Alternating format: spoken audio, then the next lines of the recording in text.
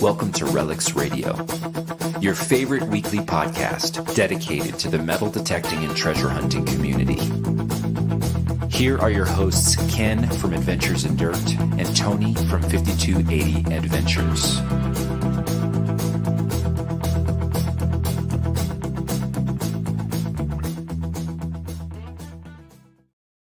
Hey everyone, we are live. We are live on a Wednesday night here in Colorado, right here on Relics Radio. Welcome if you're just joining us. If you're new here, hey, welcome to Relics Radio, a podcast, vidcast, whatever you want to call it, that we've been doing for a number of years. We're in our 9th season.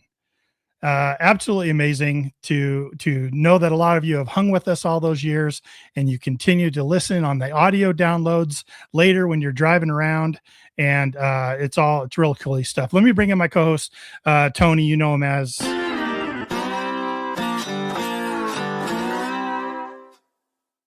Mr. 5280 Adventures. Cheers, buddy. Cheers. Actually poured too much, but that's okay. I'll get through it. We'll get through it. How are you, man?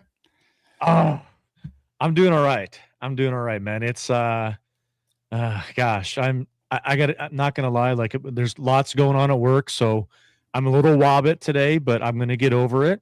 Okay, that's good. Yeah, that's good. Yeah. Get a little bit of extra rest if I can. Yeah. Yep. There you go. How are you doing, buddy? Doing good, man. Like tonight's show is going to be out of this world. If everyone just sits down, shuts up, holds on, it's going to be a wild ride. We got a lot to talk about. We got a lot of stuff. We were a little late coming on because we were trying to prep everything. There's a lot going on tonight, so you guys want to stay tuned. Right. And pay attention because there's a lot going on. All right. First, detecting. Did you get a chance to get out? You and I went out not too long ago. Last weekend. Was it last weekend? It was. I think we went out last weekend. I got to say though, it started out when we got out there, it was colder than a well digger's hind end when we started, but the sun came out, it got a little warmer. And then as kind of the snow, I mean, cause we got snow like not too long before that. Right. And, it was like we snow all know, one like, day and you're out in the fields, the snow covered in the morning. And then as it gets, warmer, that soil gets moist, everything starts looking good and targets start coming out. We had a good time. We found some good stuff. We got on some old property too. Well, back to an old property.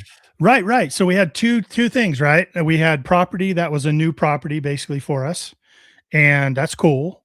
I didn't get back as far as age-wise as we usually like. And so we went and hit an older property that is older in age, but also older in that we've hunted it a bazillion times. And it just keeps producing for us. So, yeah, man, you should talk about that because you had the find of the day, buddy. I got this right here. My precious right here. I don't know if this is going to show up or not. There we go. Double hands, that'd be good. A little bit. There you go. Right there. Look at that. What is that? It's a great early button for Colorado. Great code button. Early for Colorado. So they manufacture. I did more research on it, of course. Manufactured 1810 to 1820s. They used them a lot in the 1850s, which would be on the site that we were at. So, and I put out a video, and I'm not kidding you. We've been there 25 to 30 times, and we pulled general service. We pulled bullets. We pulled grenades. We pulled revolver cylinder, like tons and tons and incredible game pieces, levels, right? Flattened game pieces out of eagle buttons and flattened bullets. Yeah. And I ended up finding that. Yeah. I mean, so, no site is really hunted out. Conditions, inches and angles, it all changes. And you get to a point when I'm slowly learning as we get through our hobby, our career as detectorists, right? The more times that you go, you're pulling out, right away, you're kind of cherry picking. You're pulling out the really good high tones, the really decent mid tones, maybe some little, iron type things. But as you go, you just start even, pulling questionable tones now. You're getting that first layer out. You're down to the second layer. You're getting deeper. You're pulling different things that are just not sounding like you. I mean, you've passed over 20 times. 20 other people passed over 20 times. And now we're just starting to finally get down to where we're just kind of literally digging it all. Yeah. And boom, I mean, that freaking thing popped out, and I knew it was a military button because that's what we were expecting. Yeah. But I was not expecting that one. So everything we found there is old. Everything there is period old, not very much modern stuff at all. They've had weddings out there and stuff, but really, have you ever found too much modern? I haven't. No. Maybe 2 or 3 pieces in the 20 times we've gone there. Yeah, I mean, we're pulling rifle casings by the handfuls. The SAW, the Sage ammunition work, Henry 4570 cartridges, Henry cartridges, those kind of different things, and all over the place. I mean, it was heavily traveled and used from the 1850s to 1860s, and then after that, it's just been a pasture. It's been a horse pasture for as long as we've known. So. Yeah. Good job, man. That was great. It was great finding that one, and such a shocker. I know it was about a quarter mile away from you. You're like, Ken, I hate to do this to you, but come over here. You're not going to believe it. I did. I felt so bad calling you guys over because we didn't have a lot of time left. But it was like, you know what? This is a good one. It's worth it, guys. Make the trip. Yeah, that's right. It's always good when you don't feel bad about calling your buddies over. No, not at all. Hey, real quick, we got to get Mark on, but real quick, do you want to go to the breaking news we got going on right now? Please.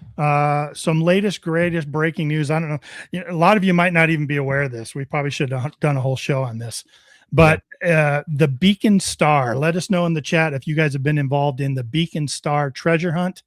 It was put on by this gentleman, Randy Pashal. Been out for about 10 years. He wrote a book just filled with ciphers and decoded ciphers and puzzles and just craziness. So no poem like most people are doing in a lot of their current treasure hunts, but he actually had a book put out, and it was just bonkers, man. I took a shot at it a few different times over the 10 years. My kids were involved in it. Me and Calazars again talked about it back and forth because I'm out here and it's hidden here in Denver. It's hidden here in Colorado. So just was really into it. Well, Randy came out today about 11 hours ago and said that it's over, that somebody had solved it. It was somebody outside the area and they weren't interested in the prize. They just wanted to send him the solve and show that they had figured it out and solved it. And if you get a chance to go over here to it was $5,000 and a gold coin and a whole bunch of other stuff he kept adding to it. Yep. If you head over to his YouTube channel, Valentine Goose, you can kind of watch his video. He's pretty devastated about it because he talks about kind of how they were able to easily solve it. And it devastated him because for 10 years, no one's been able to solve it. People have poured their hearts out into it. Very, very heady book, very, very high end sort of, intellectual type. Trying to solve those ciphers is just crazy. But so if you were involved in it, head over to that YouTube channel, check out his video. It's over. He's going to take the money and donate it to, I think, the Shriners and also what was his other thing? Children's Shriners and, I'm sorry, there's some other charity. He's going to go ahead and donate the money to it because the finder didn't want the prize. So Well, I mean, you got to feel for the guy, right? I mean, he's sunk 10 years into it. It's your baby, right? I mean, it's what you've created and drawn a community around and built it around. And then all of a sudden now, it's done. And where do you move from there? So, completely understandable about his emotions and feelings about it. But and our hats go off to him. It was a wonderful hunt, Randy. If you ever watch this video, good job, buddy. You crushed it in the treasure hunting community. People weren't getting there, man. They just weren't getting there. It was a tough hunt. Well done. Go ride another one. Don't take this as a knock. Exactly. Go ride another one. That's right. All right. Yep. A little bit more housekeeping real quick. I want to talk about another person in our community, Hot Mess Fishing. You guys are on Facebook or social media. You know her. Alicia, she's out there. She released recently out on social media that her mom was diagnosed with cancer, and she did a giveaway last Sunday. I thought it was actually this upcoming Sunday, but the previous Sunday here to try to raise some money for her. And I reached out to her, talked with her today. You can still make a donation to her to support her mom if you want to. I'm going to put it down in the chat. It is the Cash App. If you guys, and I'll put it in the description as well. But if you guys want to make any sort of a donation to try and help her mom, she was talking about it's taken her about 2 hours round trip to get to the cancer center. and averaging 3 appointments a week. So, it's going to help a little bit with the travels if you are able to make a donation. Just wanted to put that out there for you guys and get the info to you. And if you can help out in any way, please feel free. She would absolutely appreciate that. Yeah, absolutely. Go check it out. See if it's something you can do to help. She's a great supporter of the community and one of the good ones. And we want to try to support her here on Relics Radio however we can. For sure. So, yep. Excellent. Well, let's get Mark on, man. I've been dying to talk to Mark for a while now. All right, let's do it. There he is. Hey, guys. Mark, how are you, man? Doing good. Welcome to Relics Radio. Thanks. It's relic season out here in California. Yeah. Whereabouts in California are you, for those that don't know, roughly? I'm in Auburn right now, but okay. That's up north. Last 10 or 15 years, I've been kind of down in the El Dorado County and Folsom, Sacramento areas. Yeah. And I'm up here a little ways above Sacramento now, up on the 80. Closer to gold. You could throw a dart in any direction out here, and it's gold country everywhere, just all within hundreds of miles of here. So I grew up there, man, and I wasn't into detecting or gold back then. And I'm kicking myself because the places I used to live, like up in Browns Valley and Challenge and up above Yuba City, it's like, man, I was so close to the gold and just didn't know it. Yeah, no doubt. And I felt that way too. It wasn't until, and I was only an hour drive to this area for my whole adult life. And I had no idea if I just would have came up here instead of hanging around down in Contra Costa County and, like Mount Diablo Range and all that area. Yeah. That's where I did a lot of my relic hunting. But I mean, it was just an extra hour to get up here where the gold was and where everything else is, to get into gold, the real gold country. Yeah. Wow. So I kind of spun my wheels down there in the parks for a long time before I moved up here. Just in the parks, right? And then, yeah. How long you been in the game? How long you been swinging detectors and looking for shiny stuff? Yeah, 45 years, believe it or not. I've been metal detecting. Yeah. So I became a firefighter paramedic. So I set the machine down quite a bit for paramedic school and all the early years of that job. But, as soon as you get into the fire service, you're working 10 days a month. That's it. 10, 24-hour shifts. So you have 20 days off a month. And then I was able to get the machine back out and then got a couple of the guys at my stations to all want to go with me. So got back into it again. Awesome.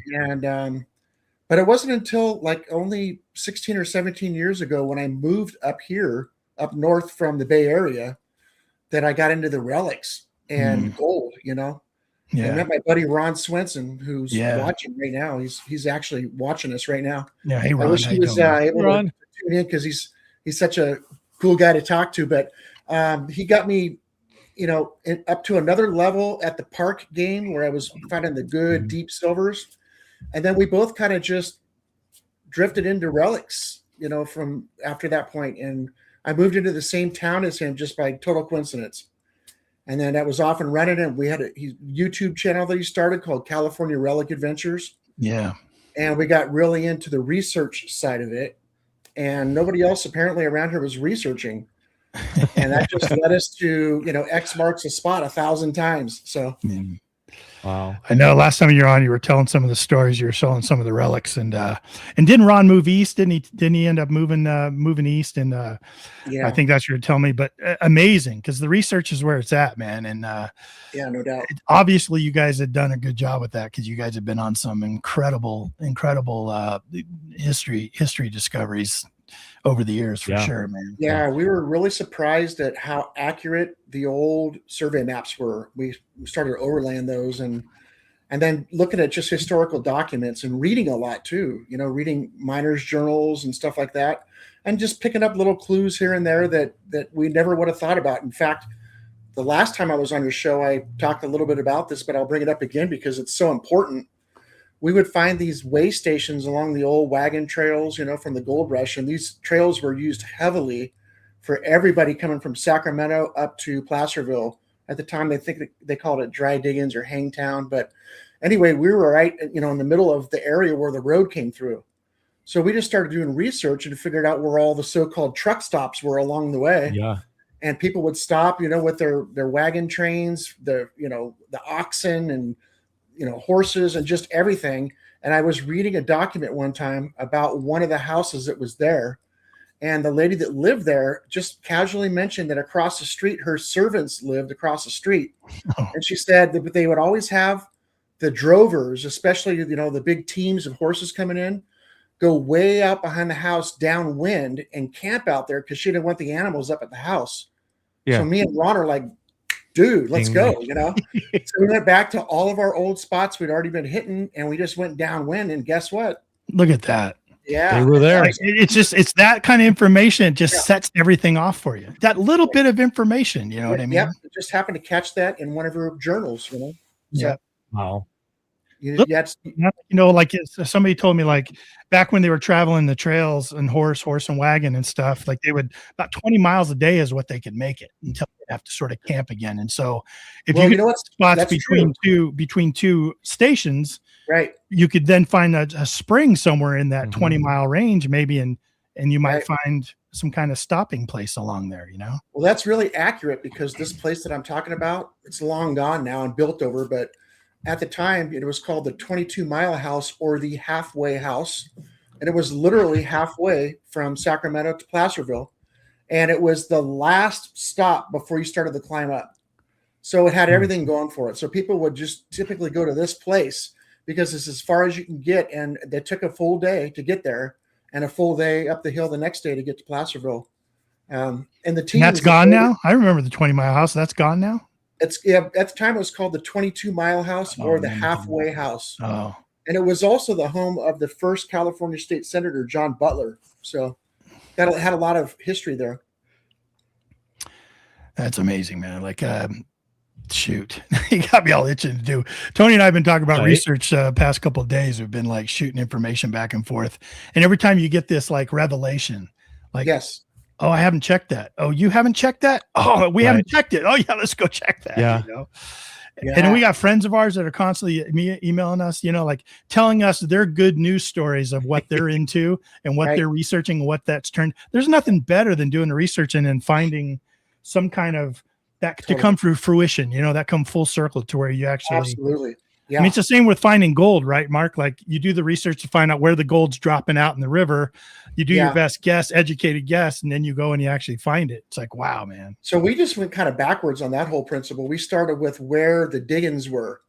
Oh. And we always did that because me and Ron, we always did, and several other buddies since Ron moved. But by the way, funny thing, Ron just happened to call me about a couple months ago, and he's moved back now. Bought a house right here in town, and we're back on the block. Yeah, look at this. Back in El Dorado County. There you go. Gold country, man.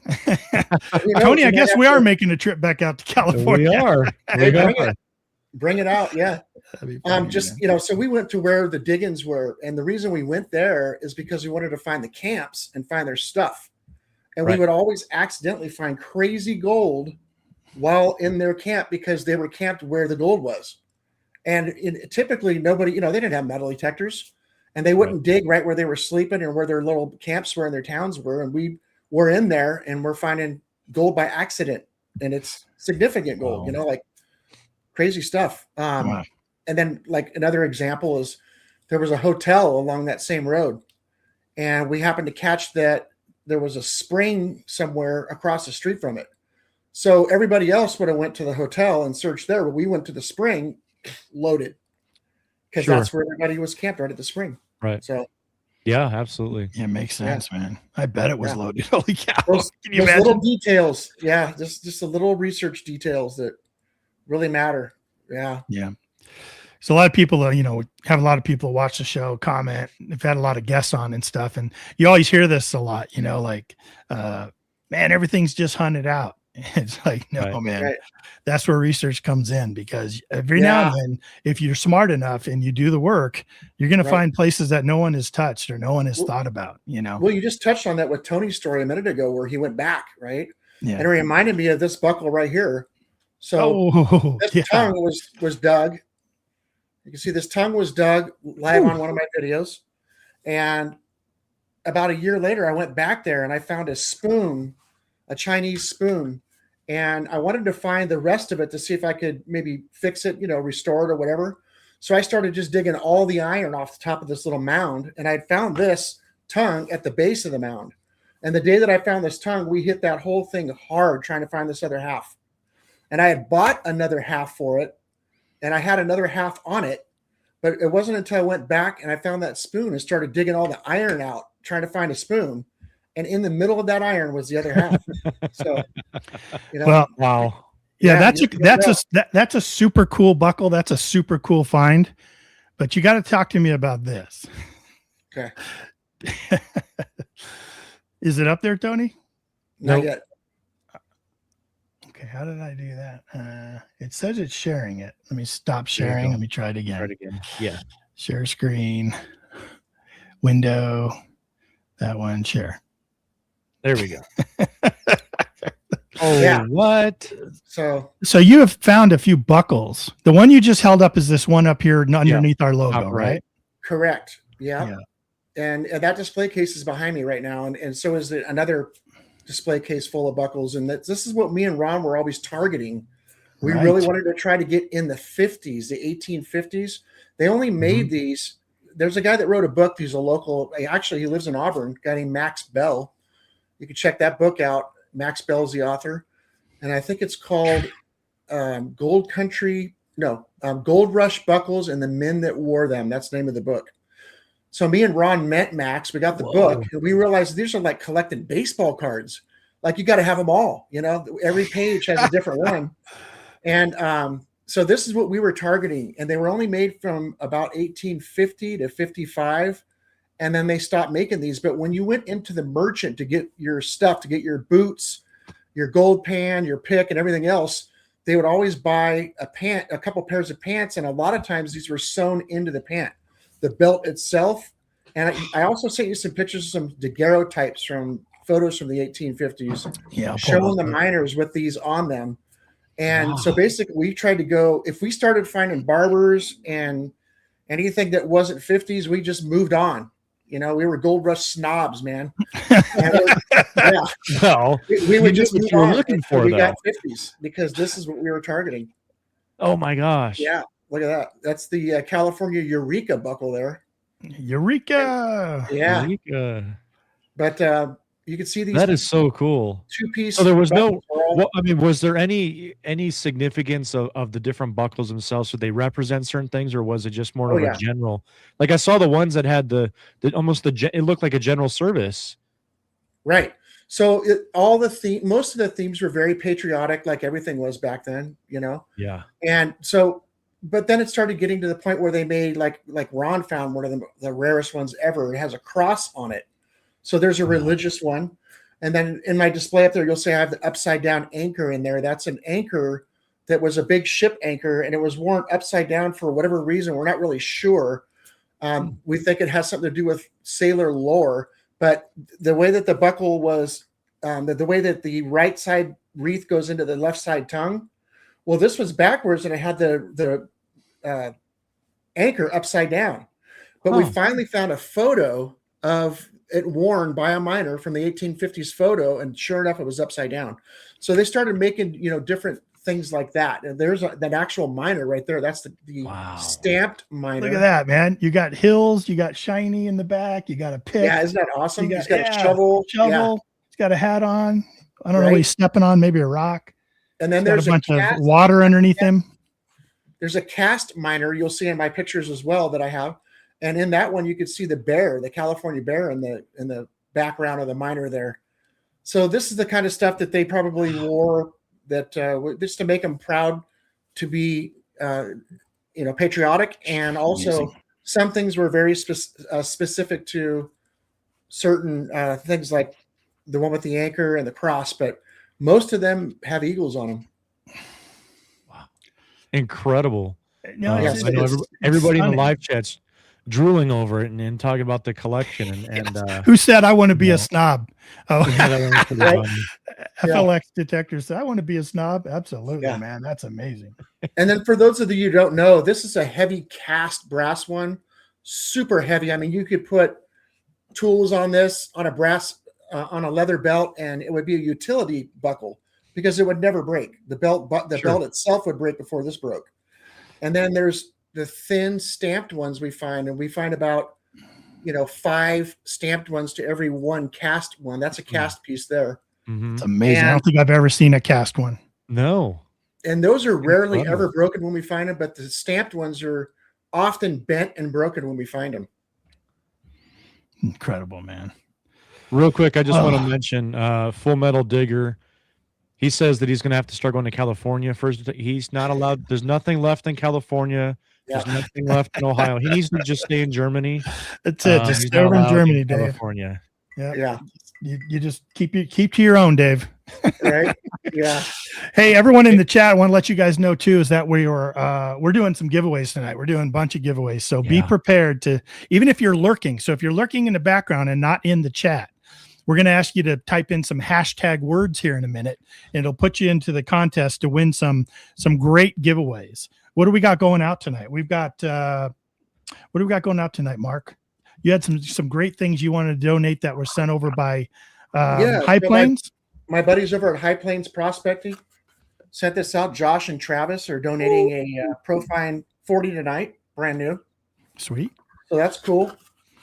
And nice. Then I got some Brass Medic swag here that I could give away. All right, cool. I'll give away a mouse pad, just because I don't want to jam you guys up with too much stuff. Yeah. I'll give away a mouse pad and like maybe 4 or 5 of these coin spray things. There we go. Yeah, Brass Medic, little coin spray, Yeah, I think we had some Minelab gloves we were going to give away. Yep. So be paying attention, or you guys want to throw one out right now? You want to take a break? Since as I can wipe up the drool from the relics, I was just going over. I'm looking at all his pictures here, man. So I have the advantage. I know you've got. I'm getting distracted from actually doing the show, right? Because there's some cool stuff here. Yeah. We'll move to a giveaway here, but before we do that, since we're still on that topic, Patty Dirt Cloud Metal Detecting says, were those just in California or other Western states as well? Do you know? Yeah, you'll see that if you go down a little bit, you'll see Ron already answered that person, but I want to further say that they were mostly made. Well, they were all made here, and they were all sold here in California. Some of them were made overseas and brought here, but typically you see a lot of them are made in New York or in California, and then sold in California. So it's very specific to the gold miners and to the gold rush. And funny story is I bought one off of eBay a long time ago, and the guy that found it in Hawaii on an old cattle ranch that dates back to the 1860s.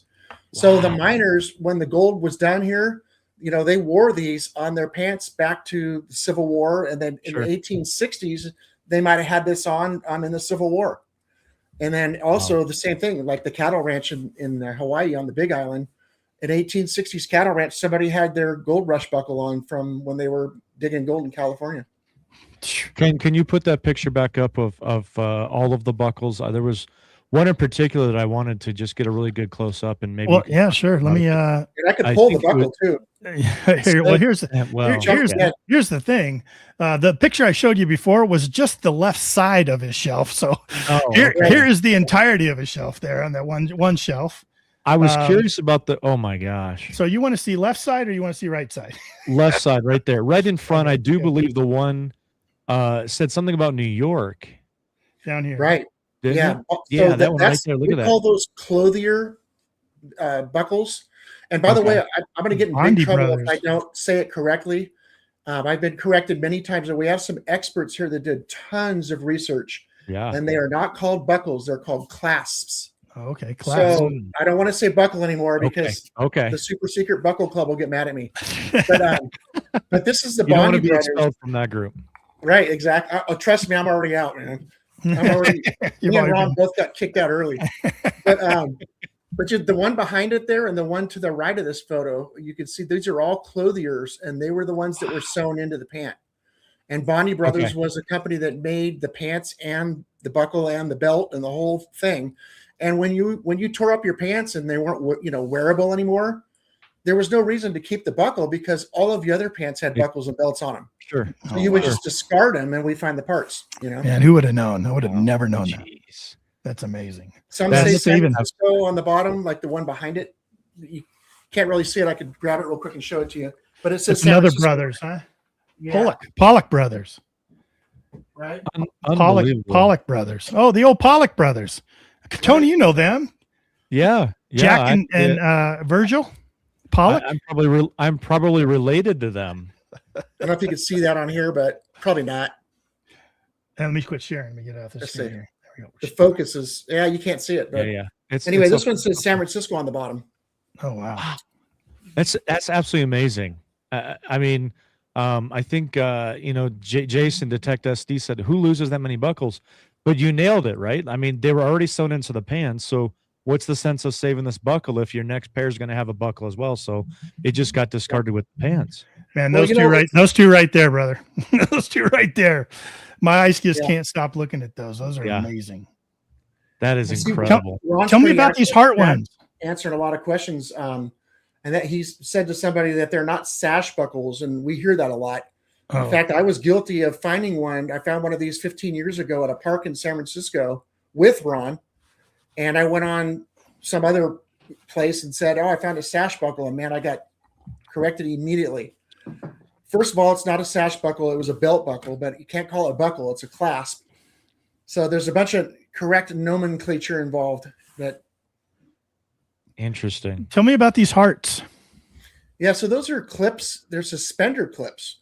And I'm not allowed to call those clips, by the way. I have to call those suspender buckles. Oh, my goodness. So anyway, suspender buckles. And that's an 1846 patent by Alicia Steele, Steele. And he was famous for he designed that clip and sold it. There's about 20 different variations of it. The ones in front of it down there are Oddfellows. Those are also his. Yeah, I was going to say, those look like Oddfellows, yeah. Yeah, they were also Alicia Steele patented suspender buckles. Just incredible. You see the keepers, the belt keepers. Sometimes we find the belt keeper and I'll display it with. Those are a bunch of belt keepers there. Yeah. The big one in the bottom left corner of the screen, you see that big piece in there? Yep. So I had no idea what that was, but one of the geniuses of the California Gold Rush who just researches nonstop day after day, figured out and found a photo of that actual buckle. And what it was used for is it had a big, wide leather belt going through it. And it was used to hold children in the chair while they took photos of the daguerreotypes because you couldn't move for 15 seconds. If you moved at all in 15 seconds. And how do you do that with a kid? That's what they you use that belt and that strap. Yeah. Strap them in there. No wonder those old daguerreotypes always look like they're scared out of their minds. I'm like, come on, are you guys having any fun? Yeah, true. Oh, look at my goodness. And those are typically worn by kids and female. The buckles like those, some of those are sash buckles that you're seeing up there. Yeah. We just call them fancy buckles. You're safe with that, probably. Yeah, right. You don't get voted off the island for fancy buckles. Yeah, they're like, dude, I'm already off the island. I've been off the island a long time. It's a tensioner. We love finding those. Yeah, the old original 50s tent tensioners, man, because you're in a camp. By the way, don't call them tensioners. They call them tighteners. No. Yeah. Belt. Well, you know what they actually call them is belt slides. So. Oh, there you go. There's a correct term for everything. Any idea what those are right there? Anyone know? Are these old hand-forged tent stakes? No, but before I tell you what they are, I want to see if anybody in the chat knows what they are. Yeah, go ahead. Let us know. Well, let's see what somebody in the chat might say first, so and then I'll disclose to you what they are. And I saw one of these on. Long? Are they Roman phallus? No. Good luck. No, Chinese. I'll give you a hint. They're made of lead. Oh, yep. Okay. So if they're lead, yeah. Dave says pencil. Oh, Ski Searcher is correct, and so is Chris. Several people got it right. Yeah, those are camp pencils. So if I was to take one of those out of the display case right now and get a piece of paper, which I'd be happy to display to you right now, you can write with them. It's a pencil. So we find them, and you can see every one of those. When you put it in your hand, it fits just perfect in your hand because they would bend it to just fit perfect in their hand. I've never seen those. Man. Yeah, and so a lot of those probably just get thrown away and discarded without even realizing what they are. But they're they have a lot more to use on these pencils. Why would they throw them away? There's still a lot to go on these things, right? Yeah, that's a good point. Johnny, you don't need a new pencil. You got 8 years left on this one. That's right. It's Boy, a pretty lot of amazing. people got that right. That's awesome. Yeah, Yeah. that's cool. I would have never guessed that. Yeah. You saw where my mind went to immediately. Yeah. Yeah. The Roman phallus. Yeah. The Roman phallus symbols that the Chinese used to use. Right. Yeah. Cool. Hey, Well, listen. we find a lot of Chinese stuff too, by the way, man. You know, I bet with the railroads Yeah. out there and all the work there in the West, that was always on my bucket That's list incredible. to find whenever we go to some place where that's possible. Mhm. I have a bunch of them just because, you know, I'm interested as a collector, but I've never found any coins and such. Which, And, by the way, for everybody watching right now that may not know, almost everything that I'm showing you and every photo that you're going to see was all dug live on my YouTube channel and Ron's YouTube channel. So this stuff was all live digs. That's pretty cool. I know we're throwing Mark's YouTube channel link up in there into the chat. We threw up a link to High Plains Prospectors. You got to go over and check them out for donating the items they donated tonight. But we'll also Ron's is still active, right? Yeah. Yeah, we'll throw Ron's up here in just a second. We can grab the Awesome. link. Yeah. Glad to hear he's back west, man. Yeah. That's got some good Gotta get promise the to game it. back together. That's right. Yeah. Right. Yeah. He showed up at my metal detecting club last week and joined. So, dude, no kidding. it's on. Sweet. Yeah. Way to go, Ron. Sweet. The dynamic forward to duo. that. Right. Yeah. That's so Chris cool. asked if I ever found an opium pipe. We'll get to that in a minute. Yeah, good We'll good show question, some Chris. pictures and stuff. All right. Very cool. Yeah, You ready to do a giveaway? yeah. Let's do a giveaway real quick, just to break up my. All right. Now we're my going to do a neck giveaway. listening towards these pictures. And what we're going to do is you need to, we're going to give away one of the spray bottles. Wait, did you what just you're say gonna meow? No. Oh, No. I was just quoting a part of Super Troopers. Never mind. Sorry. Did you say meow? Was that one of the words you're supposed to drop tonight? What are you talking about? I don't know. No. Oh yeah, maybe. Could be. Huh. Meow. I dropped it twice. Gargantuan rabbit. I don't know. Okay, Meow, let's get back on track. Yeah. We're going to do a giveaway here, guys. All right. So if you guys want a water bottle from Brass Medic, you're going to type in the hashtag planes. Sorry, the word hashtag planes. No, that's for the That's pinpointer. High Plains. That's for the High Plains. pinpointer. Hold on, back that off. All Don't Yeah, do it. that's for the We're not doing pinpointer. High Plains. No, we're doing a different one for the pinpointer. Yeah, the water bottles are medic. Medic. Medic. All right. There we go. Hashtag Medic. There we Sorry, go. guys. Sorry, guys. Here we go. All right. Hashtag medic. Now, these are all donated by Mark, and he's going to be sending them out to you guys as well directly from That's right. beautiful California. That's right. Maybe he'll throw one of those clasps in there with it. I mean, you never know. And you guys, I will tell you, for those of you that aren't familiar, Auburn is God's country, man. It is beautiful up there. Yeah. When you know, California's got a lot of beautiful locations. You know, you got different extremes to it. Growing up in the Bay Area, like Mark can tell you, I grew up in the Bay Area, and I would always be like an hour away from the beach or an hour away from snow. You know what I mean? Or a couple hours. Right.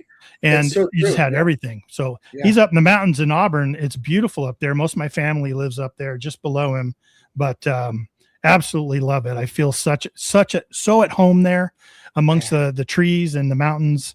The air is different here. It really is. Yeah. Yeah. Amazing place to live. 36 people in the giveaway. All right, cool. We got to get a lot more in. Come on, real quick, guys. You got a little bit. We're going to just breeze through because I think we've got like 5 to 7 things to give away tonight. 18, I think 18. 18.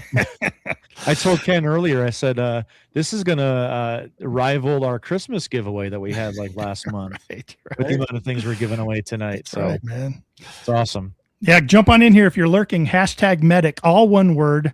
Doesn't matter lowercase, uppercase, just hashtag medic, and it'll eliminate all duplicates. So Yeah.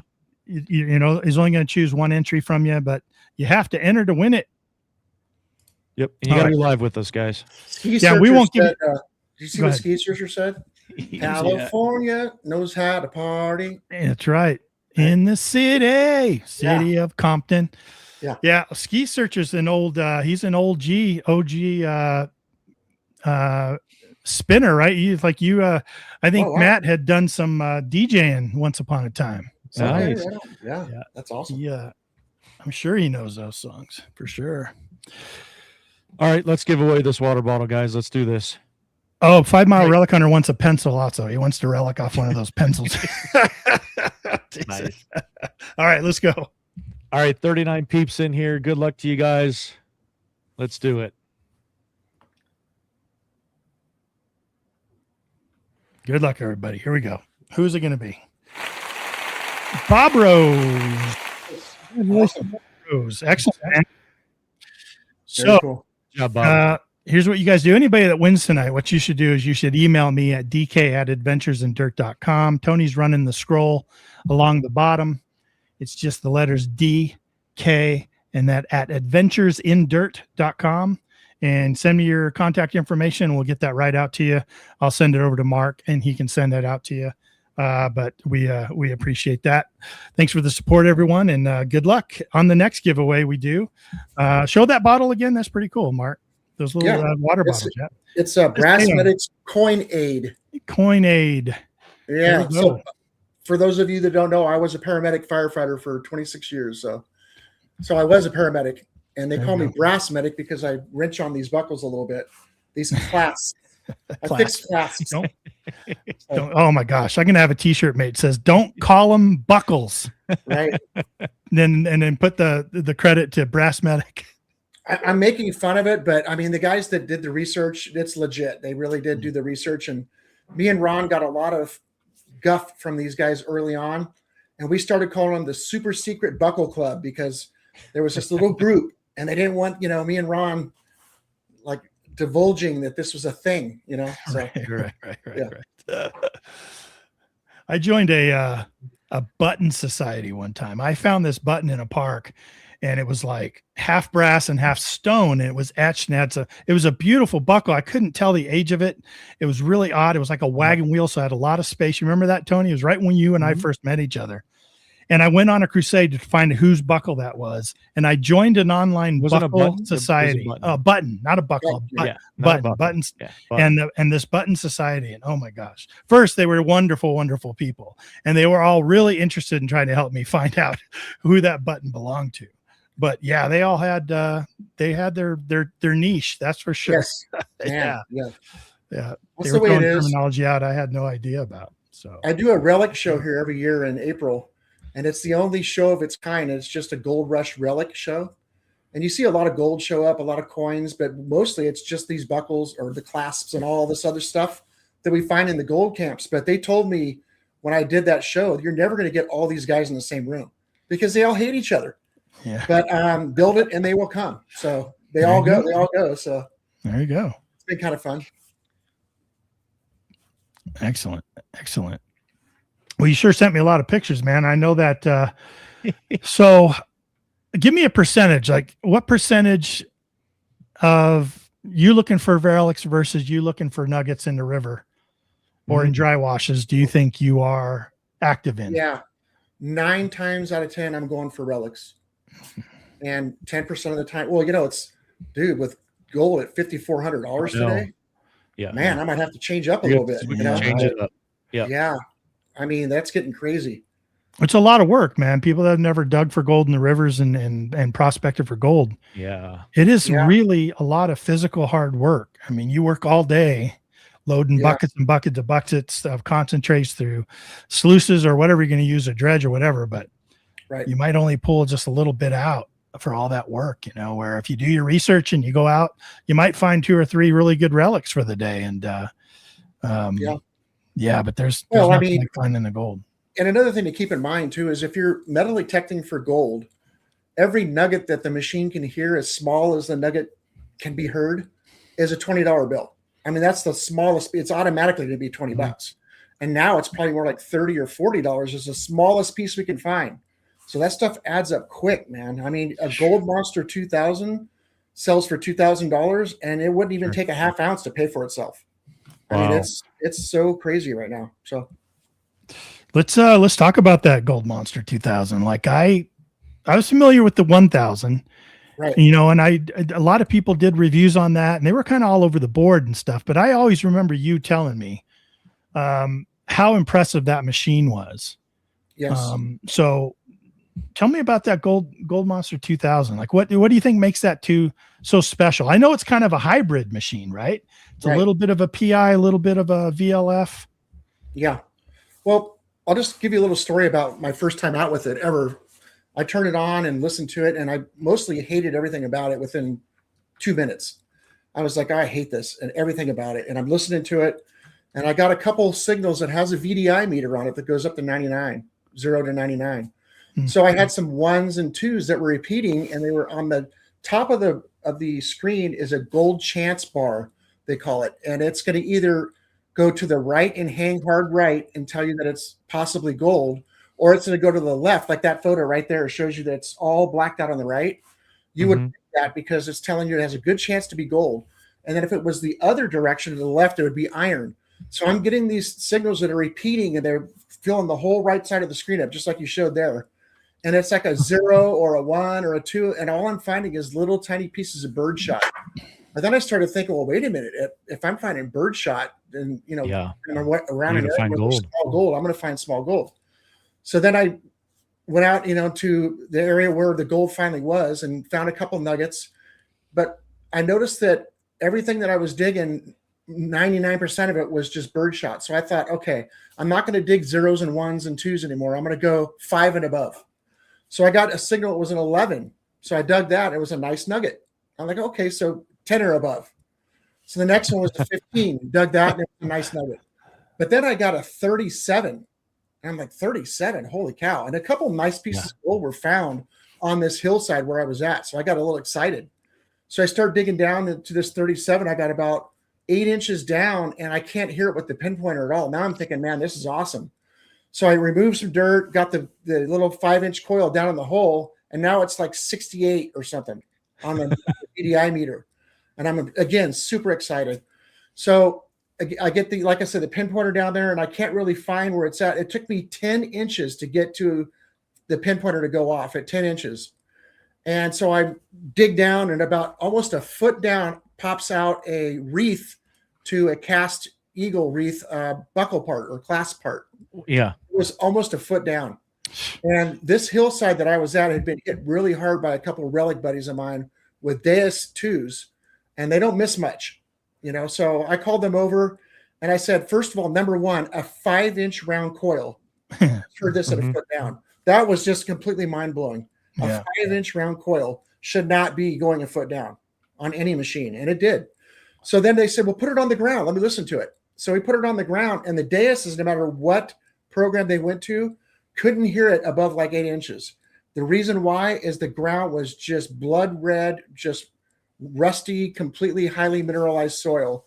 And their machines just couldn't hear it, where the other machine, which is supposedly impervious to the mineralization in the soil, with the technology of the PI part of it, anyway, was hearing it a foot off the ground with a little 5-inch coil. So I was immediately impressed there. Yeah. Then the sounds were coming from the Gold Monster 1000, where there's a lot of tonal information in the tone itself. And if anyone's ever watched my Gold Monster 1000 videos, you'll see that what I talk about is the tone. And most of the tones are like, but gold is like, ep, ep, ep, ep. It's real short, abrupt. And then you get that gold chance bar, and you get that real short, abrupt. And it's just from a productivity standpoint, the Gold Monster 1000 was putting more gold in my hand at the end of the day than a PI machine would have been, where I'm digging all that iron. And it just, those machines wear me out. So productivity wise, the Gold Monster 1000 became my go-to machine in all the gold fields, because literally I was finding more gold. Then the 2000 came out, and now it's a little bit deeper, a little more sensitive. And you don't get as many of those where it goes hard right and hard left. There was a lot of stuff in the middle you would have to dig because of tone. You get that good ep, ep, ep, but it was in the middle, and a lot of times it'd be a nugget at depth that the 1000 just couldn't lock onto. Well, the 2000 now hardly ever does that. It's either hard right or hard left. So the 2000 became my new go-to machine, even though I hated the tonal part of it for the first couple of hunts with it. But one of the funny things about the tones is it only makes 3 tones, and the 3 tones that it makes are very forced digital tones. They have no analog component at all. They're just a forced tone with no other tonal information whatsoever. So all you get is that one of those 3 tones, and you don't get any like extra, you can't hear iron, you can't hear the edge, you can't hear depth. It's all that other information that we used to get from the Gold Monster 1000 is gone. You just get a forced robotic digital tone. How'd you get used to that? How'd you get used to that? That's the thing is it's so you get used to it because it's only 3.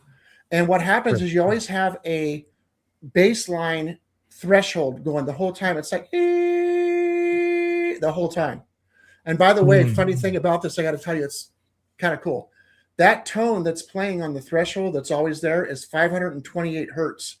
I don't know if anyone else picked up on that, but 528 hertz happens to be one of the most healing and calming frequencies that there is. It's one of the original, what they call solfeggio frequencies. And if you listen to 528, it's supposed to cause you to be calm. They say it can even repair DNA and all this other stuff. It's a frequency that is like pleasant. So when you're out there in the gold fields with your 528 in your ear the whole time, you may not feel the ear fatigue that you might have felt on any other machine. But that frequency is nice to listen to.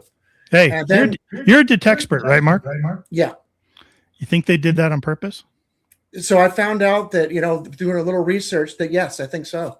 Oh my goodness. Yeah. The person who picked that tone picked it on purpose. Will it make me lose weight? Right? Yeah. I mean, they should at least say it does. That way, start a new fad. I will tell you to do your research on 528 hertz, and you'll see that number in your ears, going right directly in your ears, is a good thing. So I'm going to change it up on my D2 and see what that sounds like. Yeah. And there's another tone that goes hard right and tells you that it should be dug. That is a 2000 hertz, and that's quite different than 500. It's way different. It's high. And then contrary to that, on the iron side is a low, nasty tone. Whoever picked that tone on the low one picked the most obnoxious iron sound ever. And that's good because it's very apparent that it's iron. And you hear that grunt down there, and you hear the high tone. And the neat thing about the 2000 is you can hear all 3 of those at the same time. You have the 528 going anyway. Then you got the high tone telling you that there's gold there, but there's also a piece of iron right next to it. You'll hear all 3 at the same time. And so I got used to it. And now I love the tonal system on the 2000. And it's deeper, more sensitive, and more accurate. Has a VDI. It's waterproof, not waterproof, but water resistant. No, I think it is waterproof. It's not submersible. So it's collapsible with a carbon fiber shaft. It's a huge upgrade from the 1000. And now I'm using just the 2000 in the goldfields. You ever missed the 1000 because of the tonal differences? Yeah, because I got to know it so good, but that was yesterday, honestly. And it would be nothing more than just memory lane. If I took it out, I would be losing out on some capability. So as long as you're finding stuff like this. Ooh. Yeah. I think that's typical of everything we find with the gold monsters. That's it. Yeah. Man, gold there in California is so different than it is here in Colorado. Yeah, so some of that stuff's pretty raw and gnarly looking and flat. The reason why is because this is not gold that's been in waterways. There's alluvial and eluvial. And alluvial means without. A usually means without. So alluvial gold is gold that's never been in a waterway. And it's never been, in a river or a creek. So it's still near the source, which is why you'll see that piece you're looking at right now. You see the quartz in it. See the quartz? Yeah. This is right out of the quartz outcroppings. And the reason a lot of it is flat is probably because of ice during ice ages over millennia. We've had so many different ice ages here on the North American continent that it wouldn't be unheard of for ice to be pressing down on these and flattening them out. In fact, we find a lot of them flat and folded completely in half like a book. We just take them and unfold them and, right there. Jeez. But that's gnarly, just source gold right from the quartz outcroppings. Yeah, that's amazing. I hit something like that. I'm just like, forget about it. That's right. I mean, that's incredible. Yeah. Well, you're the first person ever probably to touch that or see that piece of gold. Right. That's a neat moment in time, Yeah. Yeah. Cool. Yeah, different than relics, right? That at some point somebody handled that piece. You know what I mean? There's no personal connection to a piece of gold. That's yours. Yeah. Yeah. That's why I like petrified wood too, for some of that same reason. Yeah, you're like, just right. man, it's so old, and you're just at the source there. Digging back to the source. Crazy. Meteorites are the same too. You find a meteorite, you pick it up, you're the first human being ever to see or touch that rock. Do you get into that? Me? Yeah. Do you get into meteorite hunting? I'm a meteorite hunter. I'm known around the world as a meteorite hunter. Yeah.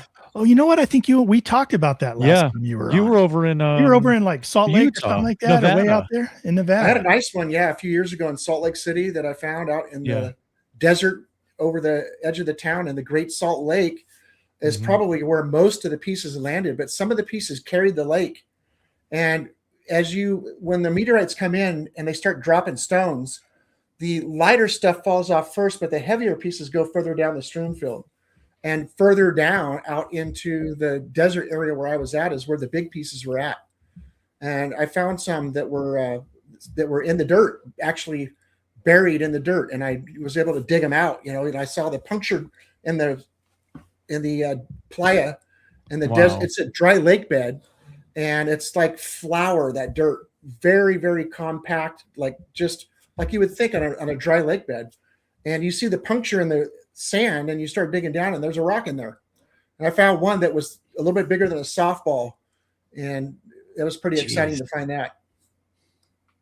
Yeah, that's pretty much in the middle of nowhere. That's what my view was out there in the Salt Lake, the Great Salt Lake, in the desert. That's really close to the salt flats. And that's what you're looking for, is a black rock right on top of the dirt.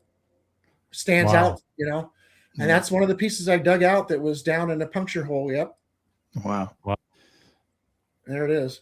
And then you see how white that sand is. You go out there, it was 103 degrees out there. Really fine too. Looks really fine. That sand, just the light coming off that sand, you have to cover your whole entire body, including wearing gloves. Otherwise you get sunburn. In an hour, you'll be sunburned everywhere. Wow. That's like skiing or snowboarding or something. Right. It's like snowblind. Totally. Yeah. Wow. Look at that. That's 384 grams. So that's a cow. That's amazing. Nice piece. It's amazing. Yeah. I never got into that. I always thought that'd be another thing that would just take all my time if I got into that, Right. But definitely interested in it. I know we had another gal on here a little while back that Stephanie, she went on a hunt. She had heard of a meteorite hit down over in the East Coast where she's at. She went left her, like, didn't she just like take off on a whim? She just disappeared, hopped in the car and drove, and was knocking on neighbors' houses and stuff where she heard this meteor came down, and sure enough, picked the right house, went in the backyard and actually found one. Wow. That's crazy. Pretty amazing. 5 Mile Relic Hunter asked if I know Steve Arnold. Yeah, Steve's a really good friend of mine, and if you watch some of the meteorite videos on my YouTube channel, you'll see me and Steve out there together, and we go out and on every hunt that happens, pretty much me and Steve are there. So on Fresh Falls, anyway. Mm-hmm. Right. You belong to a club that you guys all get together and kind of go. There's a big community in that. Hunting. So it's not really an official club. In fact, the group that I belong to, which is just an unofficial group, is Steve's group. And we all talk in this group and we share information, and we have science in there with us. And we have people there that can look at weather radar and see the rocks falling through the sky. So the weather radar is really good at looking at particles of water. It can see birds, bees, airplanes, smoke, and falling rocks. So we see them coming through the atmosphere, and then we lose them below the weather radar data set. Then we use I say we, it's not me, it's scientists that do this, but they use dark flight modeling software to follow and project where they would have went the rest of the way and where they would have landed. And we get literally a plot on a map where we should go get boots on the ground and start looking. And that's where we all go, and we find them pretty quick. Incredible stuff. So interesting too. Yeah. People in the chat seem to really be they're very collectible, because not only do you have the people like me that like meteorites and just like to collect them as collectors, but academia and science and everybody else wants them too.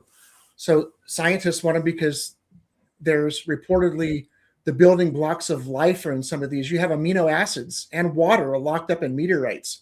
And that supports what they call the primordial earth theory, which is when the earth was early and it was really hot and soupy and wet, that, meteorite material could have dropped these original amino acids here, and they found each other and started life. That's one of the theories of life. So they always want to find that God rock, kind of thing. Of course. Yeah. And then Steve Arnold has found a couple in Kansas that had peridot in it. So it actually had, gemstones inside the meteorite, and he sliced it and you see just all the peridot in there everywhere. So they're pretty cool. They're very collectible, like I say, to museums, schools, and science. Yeah, very cool. Wow. Very cool. You guys want to do another giveaway? We've touched on a couple topics. Let's do another. We're getting through the time here for sure. I know it's already. Yeah, we're top of the hour here. Let's do another water bottle. This is what I was thinking. When you use the water on the ground, it makes the ground what? Wet? Moist. Oh, it makes it moist. It makes the ground moist. So that's what we're going to use, guys. How about we do #moist for the water bottle giveaway? Type it in the I get it. There. I get it. Water bottle moist. Oh, okay, I get it. See? All right, everyone. There's no way he's going to fit moist in. There's no way. I almost didn't let you. I'm like, no. Well done. Refuse to say that word. Refuse. #moist. There you go. In the chat here, guys, for another water bottle from Brass Medic. Everyone's doing it right, but if you're listening in, first time typing in, no spaces in there, just #moist. Any word we ask you to type in tonight will be no spaces. So just type it in as Tony's showing it up there on the screen. We'll give you just a couple minutes here. And we come back with this decal on it. There you go. Cool. There you go. And then maybe after that, we'll start throwing some extra stuff in on there and stuff like that. Yeah. Absolutely. Yep. We got more people in this time. Good. Keep typing that in there. No space. Yeah. #no space. No, I'm just kidding. Mark, I'm not going to show it yet. We can talk about what people are typing in, but you sent me a picture of a ring. Is that a Jesuit ring? Yeah. You know which one I'm talking about with the heart? Ooh. Yeah. Yeah. So I found that and I put it on one of those fur trader Facebook groups, and everybody on there said, man, that's early 1500s, 1600s Jesuit ring. In California. How that ended up in the middle of gold country, I'll never know. But funniest thing, and Ron found a site that we went to one time where he dug 3 ancient coins, ancient like Greek coins. How they got here, I don't know. Maybe a gold miner had them over here, but the weirdest thing to find stuff like that in California that only dates back to about the 1830s, so to speak. Mm-hmm. So mm-hmm.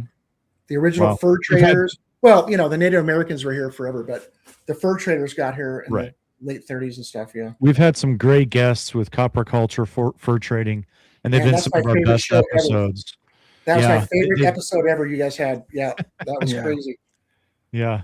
Yeah. We've had a few of those guys on, and they're all the same in that you're talking to them about it, and then all of a sudden, like, they turn around, they show you either a picture, like you're showing us of all these buckles and stuff, and it's just ridiculous amounts. You're like, wow. So when they find sites, chances are they're pretty virgin sites. Right. Pretty incredible. All right. Last chance. #moist. Digging Buddy says #bourbon. Okay. Cheers. It's not quite ready. Yep. I'm in the dry county now. Here, come over here. Can you put your glass a little closer? Give me some of this. All right, let's do this. Here we go. Drawing for another water bottle. All right. Good luck, everybody. Thank you to Brass Medic for being our guest tonight. My pleasure. Yep. Bells. Congratulations. Bells been winning a lot lately, man. Yeah, Bells won on our Christmas show as well. Yeah, she did. That's some luck going on. Yep. Yeah. Congratulations, Bells. Great supporters. So I think I still have your information around, but if not, just go ahead and shoot me an email, dk@adventuresindirt.com, and we'll get you taken care of and get that right out to you. I'll get it over to Mark. Excellent. Oh, Mark's pulling something off the shelf. Yeah, you mentioned luck, right? I have an old saying. It's 99% skill and 99% luck. So let's give away a water bottle too. Yeah. Oh, water bottle. Okay, great. Yeah. Sweet. Yeah, let's throw one of those in there. That's cool. You want to do back-to-back giveaways? Yeah. Yeah. Yeah, let's do it. Just do hashtag luck. There you go. Hashtag luck. Can you set that up, Tony? Hashtag luck for like a, what is that called? A tumbler. Tumbler. The Yeah. real word for it is. Yeah, right. Don't call it a tumbler. You're going to get the Madison, Maine. Madison, Maine detecting says it's 1% BS. Right. Curious. Right? Yeah, That's you got to funny. fit that in there, of course, man. That's funny. We got so much more Hashtag we want luck. to talk to you back, man. I'm telling I you, know. we're going to talk about you. I think you have found some gold coins in your detecting career. I know that you sent me some cool pictures of some. We'll definitely get to that Jesuit ring. I want to show that Jesuit. Yeah, I ring want to see here. that. Yeah, I wanna- so that's- awesome. I'm that's glad you're showing that interesting. because Yeah, it's got a. You have a slotted ring in here too. I want to hear the story on that. Yeah, that's It cool. looks really too. interesting. Yep. And then I want to talk about your class you're putting out there, that school you put together. Yeah, we're going to touch on that. Yeah. We definitely want to touch on that as well. That's very, very innovative. And man, yeah, I'm gonna help you promote that because it's definitely something I think that a lot of people want to take advantage of for sure. I know Yeah. I will. It's not too many people doing that. So I appreciate that. You wanna go, especially somebody with the I tell you, some of the best episodes we had is when we've talked about research and we've talked about Yes. stuff. So Right. you know, if you're offering some of that as part of your educational series and your class, I tell you, people are really going to dig that, I am. especially with your experience, man, the stuff you've Right. you've learned over the years and stuff. Yeah. Yeah. All right, cool, everyone. Luck. Hashtag luck. Here we Tumbler. go for the tumbler. Good luck, everybody.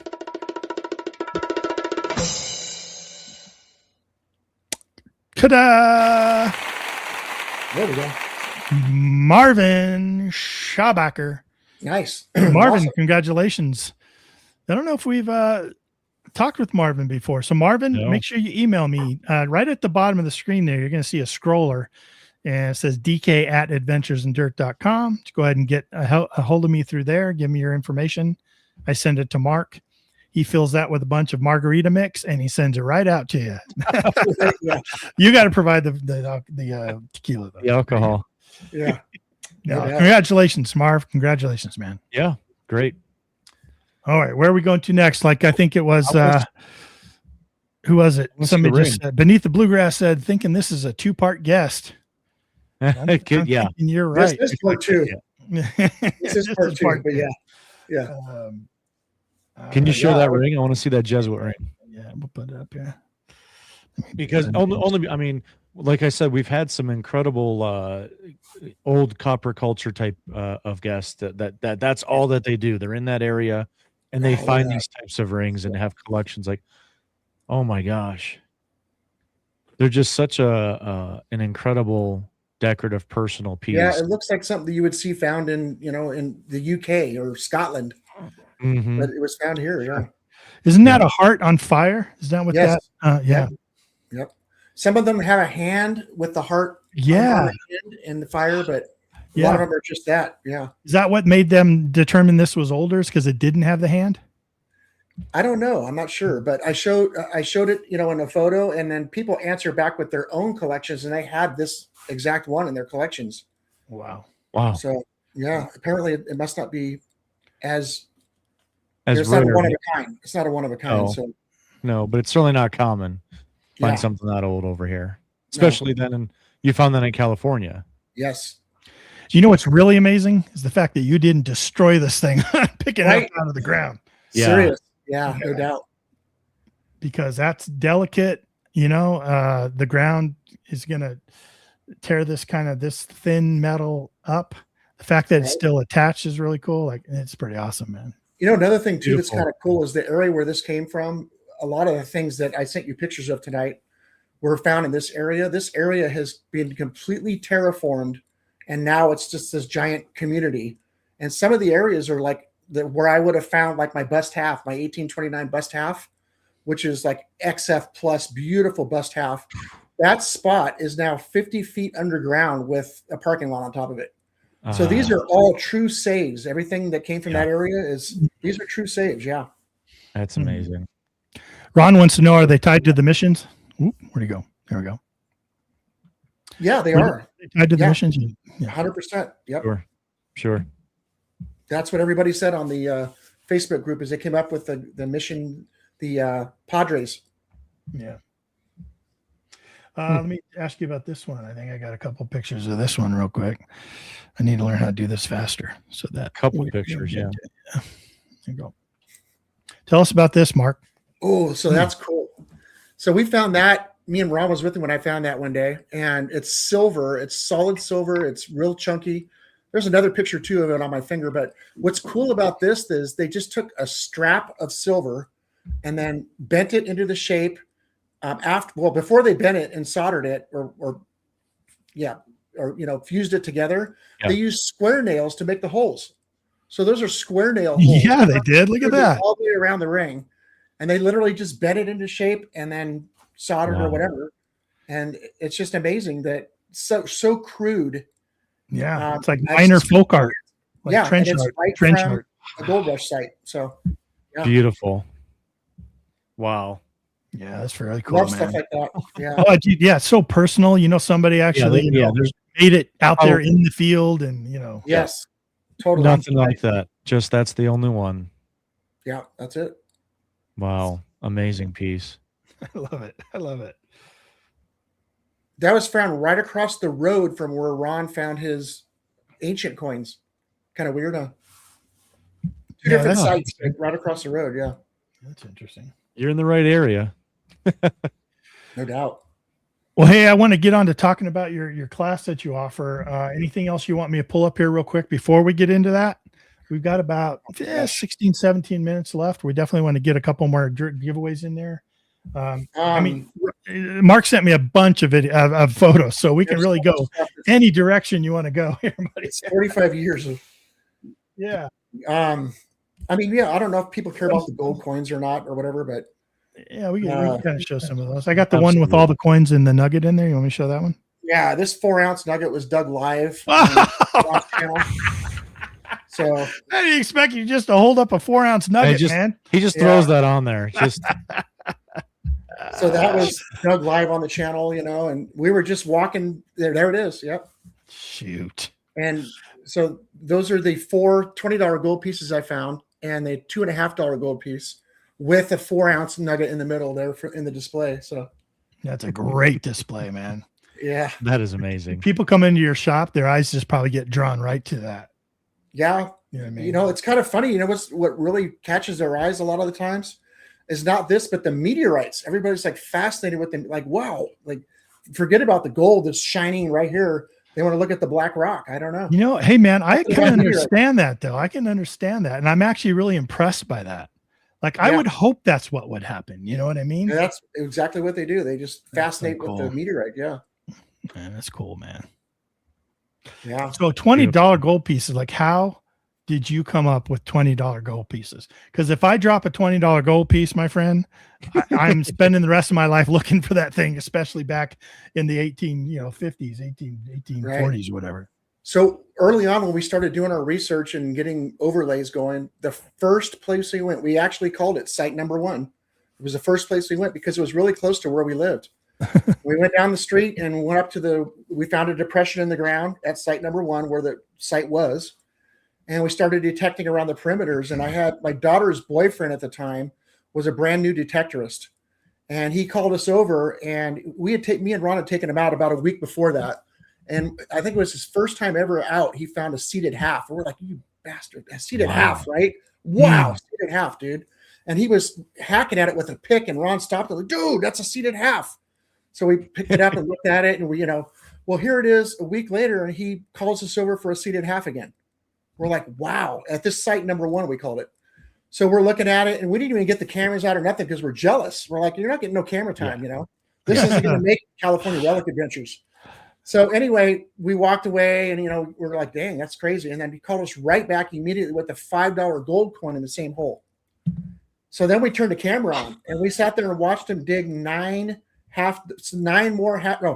more half dollars. So a total of 9 half dollars and a $5 gold coin, all in the area about the size of the hood of a car. That was all in one little area. So obviously it was in something and broke open over the years or whatever. I don't know. it dissolved, and they all kind of migrated just a little apart from each other. So we sat there, me and Ron, and helped Andrew dig all those coins out and got it all on video, and he was the star of the show. When we got done, Ron said, now, Andrew, Ron actually said this. He goes, we let you dig all that. Are you okay if we go different? Andrew's like, oh, yeah, go wherever you guys want to go. So I went one way, and Ron went a different way, and Andrew went a different. And I guess I went the lucky way. Oh, my goodness. And I got about 50 feet away, and I called the guys over on another half. I got $50. And they come running over there. And the signal was $50 all the way. And so I dig it up, and lo and behold, it's a $20 gold piece. And we're like, just on the camera, we're just completely just godsmacked. We don't even have the words. And it was funny because a lot of people looked at that footage and said, oh, that's fake. I'll tell you one thing, dude. There is nobody on this planet that's going to take 3 beautiful $20 gold pieces, put them in the dirt, scratch the shit out of them, and dig them all up, just to make a non-monetized video. It's not going to happen. Agreed. Yeah, so we could, we dug that one up, we admired it, looked at it, and I had heard something else in the hole. It turns out there was 3 of them all a foot apart. So they were all three $20 gold pieces were all in a 1 foot circle. And we just kept popping them out, and we're just like, it was just crazy. And then a week later, funny story, a week later, site number 2. We're down at site number 2, and Ron and Andrew were kneeled down on the ground, and they were trying to find a broken piece of a clasp part that Andrew had found. And Ron says, dude, go back to the hole because that part's still in there. And they're down on the ground with trying to really look carefully. So I just wandered away, and I heard what I thought was going to be like an aluminum can or something. It was right on top. And I reached down and dug it, picked it up off the dirt. It was only ½ inch under the dirt, under the soil. But when I looked at it, I could tell it was about the size of a $20 gold piece, but it was like anodized gold. And I thought, I'm going to play a trick on these guys. So yeah, the video is on YouTube. Yep. So I walked over to Ron and Andrew. I said, hey, check this out. So I real quickly flashed the aluminum token, the gold aluminum token at them to make them jealous because they were probably pissed. I just found 3 of those, So I flashed it real quick, playing a trick. And when I did that, I felt the weight of it. And to my complete astonishment, I looked down, and it was another $20 gold piece. Unbelievable. So the 3 that I found earlier were all 1880s. This is an 1859 at a different site miles away. So anyway, it's just crazy. Site 1 had 3 $20 gold pieces, and site 2 had 1. So it was amazing. Those were the days, just crazy. Yeah, I just posted Ron's YouTube channel link in the chat also. If you guys want to go over there and check it out, it goes back about 10 years. Some amazing finds there on Ron's channel too. And we'll throw up Brass Medic's YouTube channel as well. You can spend some time on these YouTube channels. If you guys like YouTube videos from guys that are out there been doing it for a long time, great research and finding the goods, excellent channels. And if you watch the 4-ounce nugget video, it's kind of crazy because me and Ron, we didn't know what to say. The words coming out of our mouths were just not making sense. It was incredible. And Ron had found about a half hour later another piece that was over 1 ounce, pretty close to this, only 15, 20 feet apart. And so this came out, then that piece. And then several years later, we realized that the 2 pieces are a jigsaw puzzle. They lock right to each other. So at some point, they just separated. Craziest thing. Jeez. Amazing.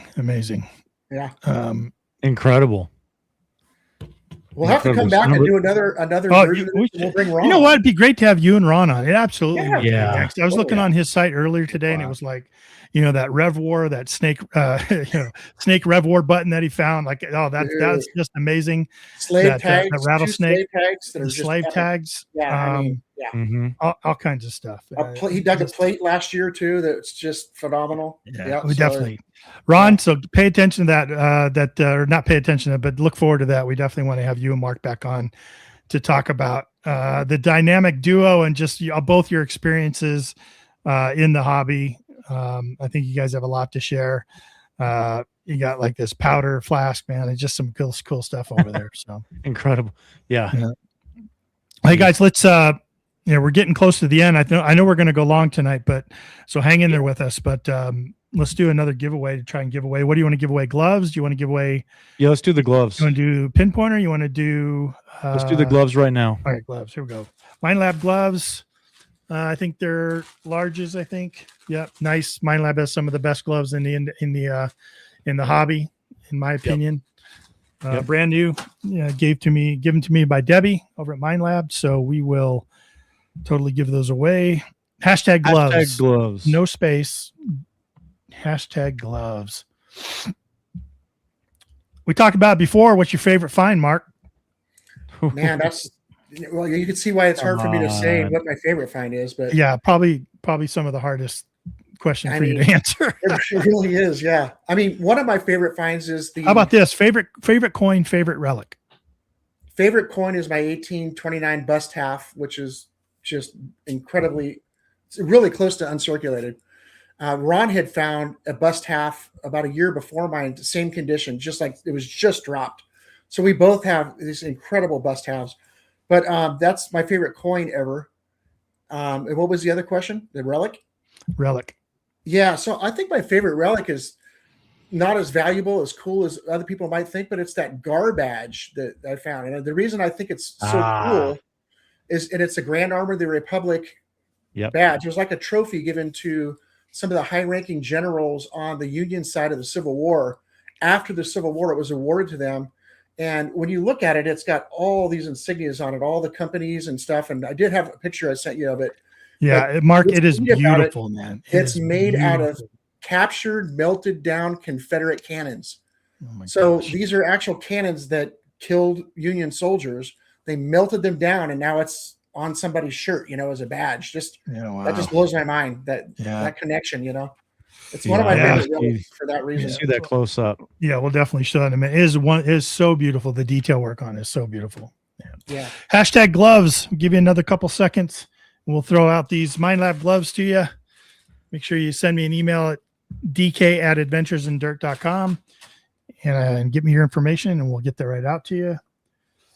All right, let's pull it. Here we go. Good luck, everybody.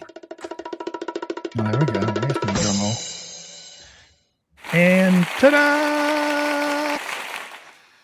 Native Angels. Angles. 1565. Angles. Sorry about that. Yeah, there you go. Native Angles. Congratulations. First time seeing that name in here. So welcome if you're new to the show. Thank you. Welcome. dk@adventuresindirt.com. Send me an email. Say, hey, I'm Native Angles. I won the gloves. And get me your information. We'll get those right out to you. Dude, this audience is just awesome. Some of these comments. Yeah, the comments are great. I can't keep track of them. I know Tony watches them a lot. Somebody has hashtag $20 gold coin. Yeah. I'm surprised we haven't seen hashtag Manicore. Tony's Manicore is one.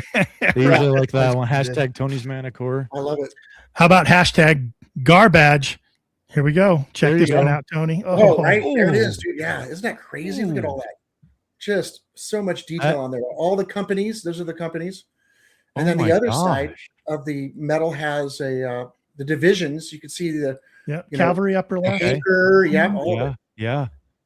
And then infantry, And then also that's Grant and Lee shaking hands there on the front. And on the edge Native American at the top? It looks like it. Yeah, it does. Sure does. Totally. Mm-hmm. And on one of the edges is some numbers stamped in, and the numbers tell us who it was given to. But the problem is that document burned in the San Francisco earthquake of 1906. So we'll never know. So, my gosh. Looks like there's some golf clubs right there. That might be a Deus too, I think. That's what it is. That's a Deus too. That's what it is. Right. Little pet parrot over there. Right. Yeah. Mark, one of the beautiful badge, man. Beautiful. Unbelievable. Look at that back. Oh my It's incredible to hold it now. So now I'm holding in my hand melted captured cannon. It's just a good friend of mine too. Just to talk a little bit about that. Not nothing like that, but I had a friend of mine that out in Missouri Mike, and he'd found a lot of Civil War camp lead. Just collected a bunch of it. You find it, and he ended up melting it all down and making these little soldiers. It cast them into these little soldiers, and then he would hand paint them. And he sent me like 3 of them, just as sort of a gift. Like, here, okay, man, love. How cool is that? That's a great idea. Yeah, so they're one of my prized possessions. Like, I don't even have them out because they're my prized possessions. To know that all that lead came from a Civil War camp, and now they're these little soldiers that my buddy over in Missouri, made and sent to me. It just really touches me. So yeah, you could do the same thing with, I guess, with fired bullets too. Sure. They're mangled, flattened out, or whatever. Right.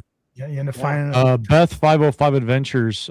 We were just talking with Beth this week about she found a GAR button when we were out with her, and she says that's what it looks like. Oh, your nice. badge. Yeah, wow. So she'll have to. Yeah, that's what her button looks like, right? That's what her button. Yeah, same incredible.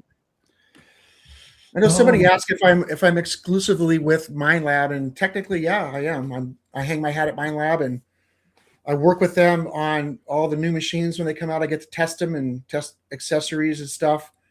And I cherish that relationship and love working with that company. But I also have to know all the other machines. I have to know all the NACA stuff. I have to know all the DEA stuff, because when I'm doing one-on-one instruction, I don't know what they're going to show up with. So I have to know all the other machines, which is good for me to know the competition too. So, but I do have allegiance with Minelab in that way. Yeah. They're a great company, man. Minelab's just one of the top companies out there. You can't go wrong with them. Again, they take care of their end users and the people. They support the people that support them too. So that's a great company for you to hook up with. And great job. Let's talk about this. Let's talk about this class you put together, or explain it to me. Explain it to me, because I don't want to get it wrong. Well, it's an online based community. And so you can make a community about, pickleball or, tying lures or anything you want. So it's an online educational community platform. Yeah. So what I did is I moved my metal detecting masterclass idea that I've been working with. And by the way, I'm writing a book called A Masterclass on Metal Detecting. The book is almost done. Maybe next time I see you, I'll have it and we could talk about that. It's a very, very complete work of 45 years of experience inside that book. All my secrets are in there. So anyway, what I did is I wanted to have a place where we could all come into a community and I could teach things that it's hard to get out there on Facebook or social media. And I can't really use it on my YouTube channel. So I only have 2 options. I have one-on-one instruction where someone's with me, which is awesome. I love doing that. Or, they might catch something in one of my videos, my educational videos, but there was nothing to fill the gap. So I had this idea about doing this online-based educational community, and that's what it is. It's a website called School, SKOOL, and it is a school, and it's a masterclass on metal detecting. And in there, the best thing about it is you have instant direct access to me all the time. So basically, if you ever want to ask me a question and you're trying to find me on YouTube, or you try to find me at a show or like a big detecting event or something, and you don't get a chance to ask me the question, or you don't know my email or whatever the case may be, now you could just literally just reach out and I'll have an instant notification that you asked me a question and I'll answer you right away. And then what I decided to do furthermore is, for the first 100 people that join up for this online community, after their 3rd month of being there, I'm going to give away a free Zoom call. And that means that I'll literally do what we're doing right now and answer every question somebody has. And that way we have a really good understanding of the questions and the answers, because, we're looking at each other and able to really answer these questions instead of me just typing something back real quick and not even touching on what you were trying to ask. So that's what's really cool about it. But I also have all of my setups in there, my own personal setups for the Manicore, for one thing. Those are all in there right now. But I'm putting in all of my setups for all of the machines that Minelab currently makes, as well as my setups for the XP Deus and the NACA Legend too. Okay, very cool. And that comes out.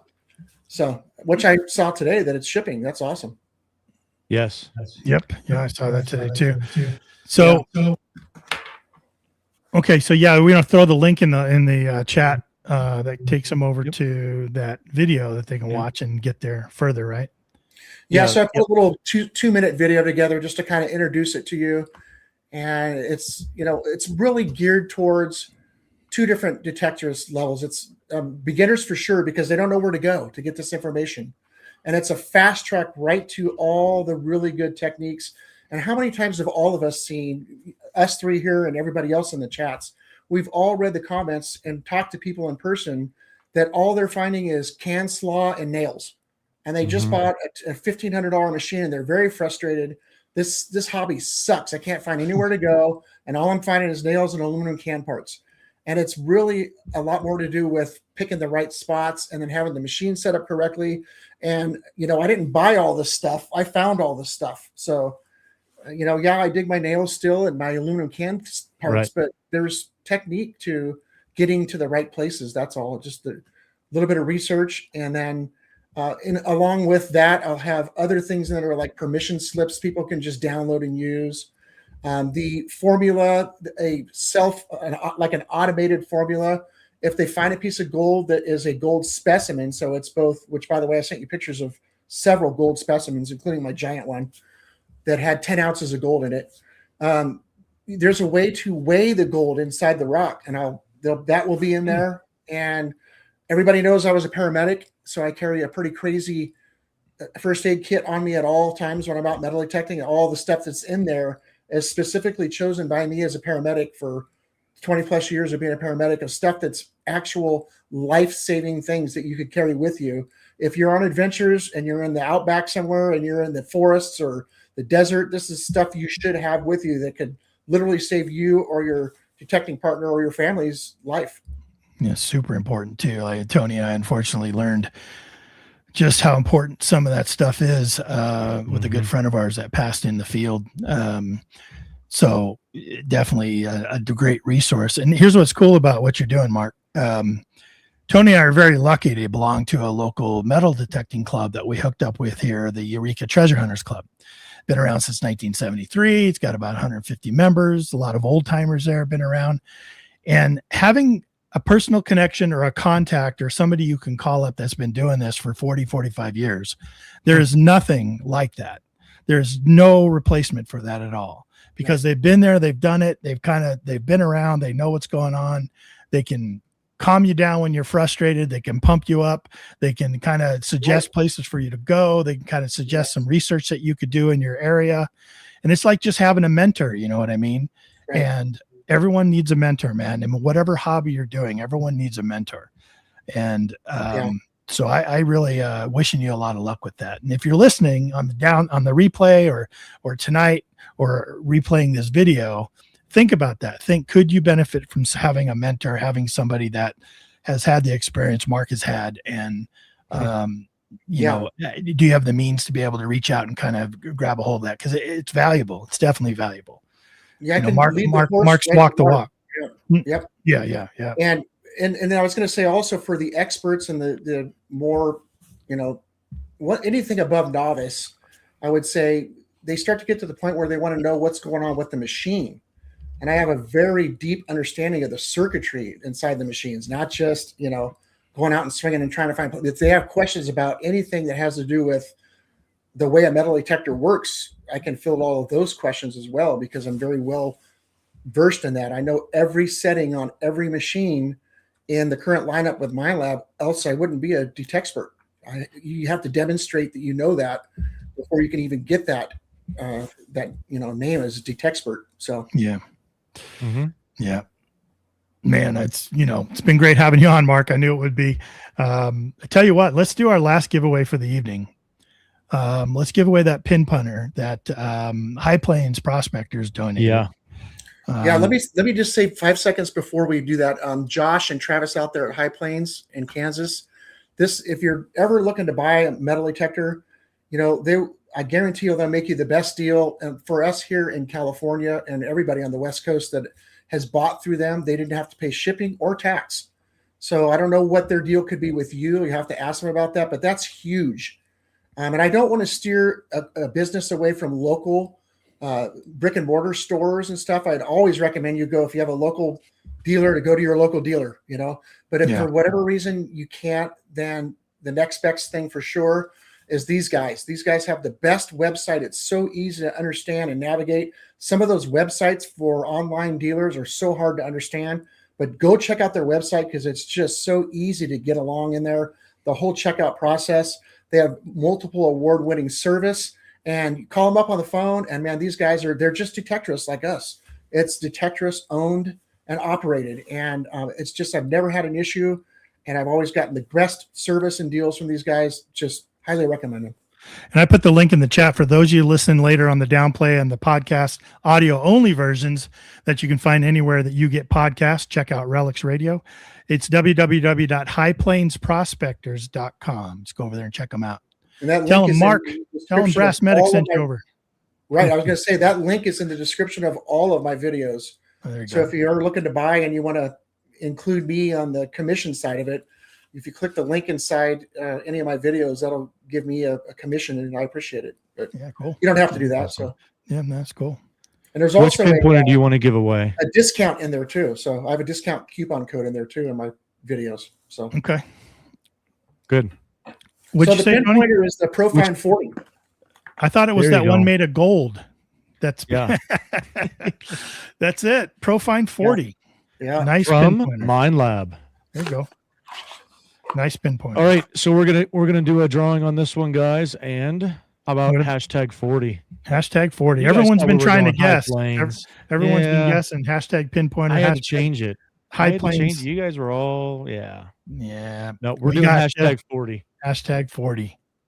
You better wait a minute now because everybody's like, "Oh crap, I already did." Yeah, I know. Yeah, they all entered and left. They all. Yeah, yeah, exactly. Well, I just started collecting the comments there a second ago. So hashtag 40, no space. And if you don't know how to spell 40, it's the number 4 and the number 0. That's how you spell it. that's how you spell it. It's sorry we've gone over for those of you. I know it's been a night. We could go on and on with Mark. I know. I know, right? Tons of more pictures to share with you, tons of more stories. But like Mark said, we'll have him and Ron on next time. That'd be a lot of fun. that'd be Heck yeah. awesome. Yeah, That's shoot. California does know how to party if we get these two boys in the room. Yeah. We'll have to have a 2-hour show for sure. Yeah, we got some stories, man. Some Yeah. crazy stories actually. So I love it. It's awesome, dude. We appreciate you giving away the pinpointer, coming on, spending your time with us, Mark. Absolutely. Every time we do, it's always a pleasure. yeah. I would love to come out and meet you and get with you and just even hang out, man. Hang out and go have some dinner or something. Go see your music, right? Like you're Yeah, a we're musician, here live. You do a lot of playing around your parts, Yeah. and I'm in 2 country bands and it's good stuff. yeah. Yeah, I do an I'm a Alan huge- Jackson tribute show where I'm Alan do ya? Jackson. I have a I'm a huge full Alan Jackson Nashville fan. quality 7-piece band behind me, and they just nail all those songs. It's just so fun sitting up there and playing 35 number 1 hits Alan Jackson had. So Oh my gosh. Ooh, That's fun. I love Alan Jackson. I'm a huge fan of Alan Yeah, Jackson. my mom was a huge fan too, and she used to light up whenever she listened to him. Just a great, Right. one of the great voices in country music, you know. right. Yeah, Hey, we're Yeah, up to good stuff. 58 people that want this excellent, man. Profine 40. Cool. We'll give you 2 more seconds here, and then we'll draw that. Make sure you email me, dk@adventuresindirt.com, so I can get your information over to Mark, and he can get that pinpointer out to you. Great pinpointer. Yep, I actually used it last time I was out. I won one of those a couple weeks ago. So Nice. Yeah, with Started using it last Southern, right? From Southern Relics. yeah, Freedom Finders. Freedom Finders. That's right. That's Freedom right. Finders down in Freedom Finders. Pueblo. Yep. That's right. That's right. All right, like 5 more seconds, guys. Hashtag 40, last call. Here we go. I'm gonna put. Can I make a comment on here or no? With the Yeah. can I join the Yeah, chat? you can type a comment. Yeah. I'm gonna put in there just for fun a link to my Alan Jackson thing. Oh yeah. Do that. If anybody Yeah. wants to see that, just because it's Yeah. kind of cool. Yeah. How Should do be I? able to. Let let's me see. Are you able to post a comment? Do you see that on your side? It says connect to YouTube. Do I want to do that or? No, shouldn't be. Let me see. Do you see on the right hand side it says private chat? Yeah, put it in there. Yes. Put it in there and I'll share. it. Oh, gotcha. Move Okay. it. Because that's just We'll between move- us. we'll That's move it just, over. yeah. Put it in there. Away. There you go. Perfect. Perfect. Can you handle that, Tony? Yeah, I got it. You got it? Okay, cool. I got it. There you go. Yeah, go check that out. Alan Jackson tribute band with Mark. And Great stuff. yeah, it's good stuff. We play across the whole USA too. You might see me someday. Oh, is that right? You booking, Yeah. you Need to booking come to outside the- of California? Yeah, we do tours. Yep. You got to come to Grizzly Rose. That's what you need to do. Yep, Grizzly Rose, man, in Denver. Well, let's do it. Yeah. All right. Yep. That's the Are place. you guys ready for Profine 40? There we go. Just Dirt just got in. Hashtag 40. know, Way to get saw in that. there. All right. Here we go. The pull it, Tony. Good luck, everybody. Here we go. Here we go. Who's going to be? Good luck. Joel Byler. Congratulations, Joel Byler. Yeah. Congrats, man. That's Yep. awesome. Thanks Pro again. Plains For High Plains. That's Yeah, man. for them to Yep. Yeah, High High Plains. Plains, Thank thank you, you. guys. send it to us. Yeah. Absolutely. Go over there, show them some love. Say, hey, saw you giving away some stuff on Relics Radio. We appreciate that from the community. Even if you just drop my line and say that, you know what I mean? That say that, Mhm. Totally. you know, Brass Medic gave that away on the thing, and you guys really appreciate them supporting the community. Excellent. Absolutely. Congratulations, buddy. Yep. Send me an email, Your email. DK Adventures in Dirt. Yep. You can send it over there, Joel, and I'll get that over to Mark, and he'll get that out to you. So what's up with you, Mark? What's next on your, have you been doing some new research on a new unknown location as of yet? You got stuff, you got irons in the fire, as they say? So I live with the best researcher I know, my girlfriend. She Okay. is just, I mean, on point with research. She's really into the LiDAR part of it. And that's like, you talk about X marks the spot. I mean, she goes out into these areas, you know, where the diggings were, and finds the camps just looking at LiDAR. So there's a whole nother topic right there that we could talk about, you know. We should get her on the show. Yeah, But I'm writing down the note right now. Girlfriend LiDAR. There we go. yeah, right. So yeah, so having that skill set is awesome. We're able to get into some places that we would have never thought about. And honestly, we're in detecting season right now. We're right in the best part of it. There's no ticks, no rattlesnakes. It's cool. The grass is still down. We did have some weather come through the West Coast, and it's we're on the backside of that. But we just been so busy in life, me and her, we haven't been able to get out too much. But we look forward to getting into some real killer sites, though, you know, that we found through research. So I got that going on. And then, hey, man, gold is $5,500 an ounce. So I mean, that's pulling me too, you know? Yep. So Yeah. I mean, why not? I mean, you're in gold country right there, buddy. yeah. And it's just money sitting in the ground waiting for you. You That's gotta get so out there true. and find it. Yeah. But hey, man, thank you for coming on with us, Mark. Yeah, for sure. Great guest, always knew it. And yeah, anytime you want to come on, you write that book, come on, man, come on our show. We'll help promote it and just talk about it. And we'll have you on. We'll schedule a time for you and Ron to come on. Yeah, absolutely. And your girlfriend with the LiDAR. Yeah, right. Yeah. Right. It'll be a family show, but Yeah, right. very cool, man. So yeah, I want to say thanks to everybody that commented. I didn't get a chance to, you know, respond to any of the comments, but so many people early on especially said nice things. They said hi, and thank you to everybody that you know said that, and everybody who subscribes to Ron's channel or my channel. We love the subscriptions, and you know that YouTube is based heavily on the way that the search algorithm works is that they don't show it to a lot of eyeballs if there's not a lot of subs and activity on the channel. So every like and subscription and even just comment helps. You guys know, you guys have YouTube channels too. That really helps get the channel in front of more eyeballs. And my content is mostly all instructional. So yeah, there's some adventures in there, and they're killer adventures.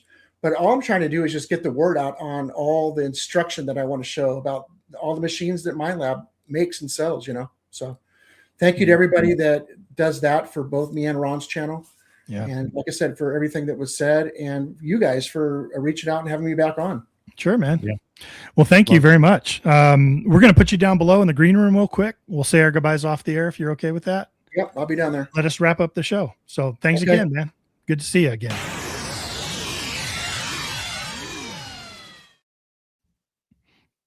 Great guest, man. Yeah. Mark's the real deal. In the He's, making, man. We were trying to get him on for a while because we knew it was gonna be spectacular and he's a so much legend. information. I Relics. mean, I know we've gone over, but man, we can go over is what we really could do. So Here's what I love about Mark and Ron too. Even though we haven't had Ron on, same thing, man. They're two of the same. Mark makes the West exciting. You hear so many people talk about, oh, boo hoo, boo me. I'm in the West. I'm on West Coast. It's, the age doesn't go back that far as it does on the East Coast. And it doesn't. You're right. I mean, there is some things that go back that far. He found a Jesuit ring. Come on. But, but the stuff he's found, when you see the quantity and the quality of stuff he's found, it gets you excited for the West, man, because that stuff is out there, especially if you're in mining camps, or you're in gold mining, prospecting areas. That kind of cool stuff is out there. So that's why I love motivated. Yeah, it does. Absolutely. Yeah, right. We're in the West, technically. I know. And stuff, but we've never found anything like that. I'll tell you that. I know. More research. It is. He was talking about how people get frustrated because they're only finding aluminum cans and square nails and things like that. You've got to be on an old site. You're not going to find old if you're not on an old site. Past that, then becomes different things that can be learned and experienced. But research and getting on an old site and identifying that and getting out to it, you have to do that if you want to find anything old. So, yeah, amazing. Yeah, it was great fun night. Yeah. Yep. Giveaways were great. Thank you to Mark on the giveaways. Thank you to High Plains for the giveaways. Just good stuff, man. I hope everyone had fun. I think they did. I was reading the chat. Looks like everyone had a really good time tonight. They're all saying good show. Trying to keep up on that. Yep. But let's get out of here. Let's go talk with Mark and finish the night out with him. And then, what do you got going on? Yeah. If you guys want to check me out, 5280 Adventures, 5280 Adventures, all on social media, Facebook, TikTok, Instagram, YouTube, obviously. Come over, chat with me, guys. I've put out a lot of posts and things like that. Lots of communication with everybody. Had a lot of good time today. Put out some fun things today and got a lot of responses. So meet me over there, chat with me with whatever you guys want. And next time you and I are out, we're gonna get Grandma's Baroque. That's right. Any other words you need to get out? Gibberish or anything like that? No. We're gonna leave it at that. There's more. We'll get next week. Okay. All right, buddy. Yeah, you can find me anywhere at Adventures in Dirt, all over social media. But hey, good luck to you. If you get out this weekend, if you can still get out, we're frozen here. We do have some good weather coming up, but the ground is just so hard now. It's hard to get the shovel in it. But if you're able to get out, good luck to you. Go find the good stuff. Make sure you tell me about it. And remember, it's all about inches and angles. We'll see you next week. Thank you so much for listening to Relics Radio. We will see you back here next week for another exciting guest. Until then, get out and dig it all.